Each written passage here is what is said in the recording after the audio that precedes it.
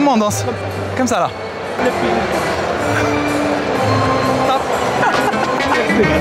Vous le savez, cette année, le Maroc, c'est le pays à l'honneur au sommet de l'élevage 2025. Nous, pour l'occasion, on a choisi de vous emmener au SIAM, le Salon international agricole marocain. Tout simplement, le plus gros salon agricole du continent africain.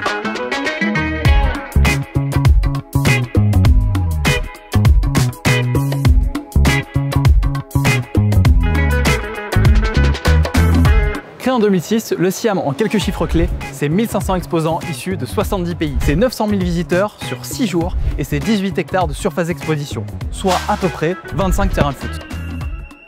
L'agriculture au Maroc, elle joue un rôle structurant dans l'économie du pays. Elle représente 15% du PIB et emploie près de 40% de la population active et jusqu'à 70% en milieu rural. Pour vous donner une idée, en France, ça représente près de 5% de la population active.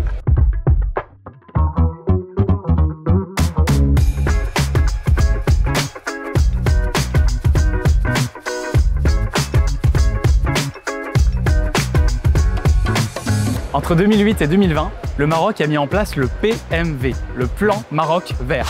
L'objectif, moderniser les filières agricoles tout en intégrant les petits exploitants via des programmes de soutien ciblés. Et depuis 2020, le Maroc a réorienté sa stratégie agricole vers la jeunesse avec ce qu'on appelle la génération Green 2020-2030. Une stratégie qu'on peut résumer en 5 points clés. Créer 350 000 nouveaux emplois dans l'agriculture.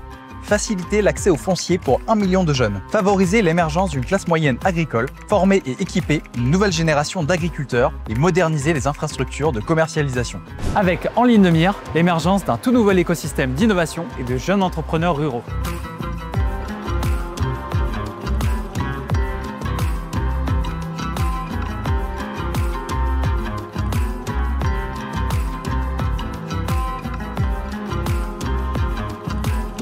Mais le plus gros enjeu actuellement pour le Maroc, ça reste d'assurer une transition vers une agriculture plus intelligente face au climat, et notamment par rapport à la gestion de l'eau, qui reste un enjeu crucial ici. En effet, depuis quelques années, le pays est confronté à un stress hydrique structurel aggravé par les effets du changement climatique. La raréfaction des ressources en eau, la fréquence accrue des sécheresses et les aléas extrêmes menacent la stabilité des productions agricoles.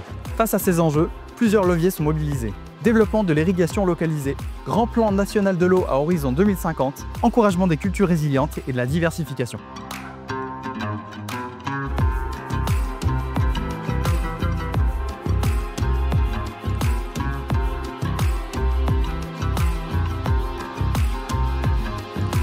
L'élevage au Maroc, ça représente une part très importante en agriculture. On dénombre ainsi 3 millions de bovins, 20 millions d'ovins et 6 millions de caprins. Le tout réparti sur une surface de près de 30 millions d'hectares de parcours.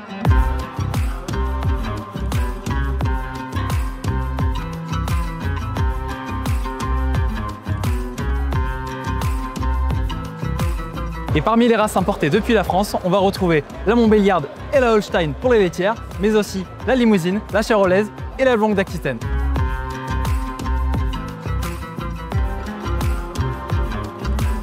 De par sa position stratégique entre l'Europe, l'Afrique et le Moyen-Orient, le Maroc occupe une place de choix et entretient des coopérations agricoles étroites avec la France et l'Union européenne. De son côté, le Maroc est le 9e fournisseur agricole de la France. La France, quant à elle, est le 4e fournisseur agricole du Maroc.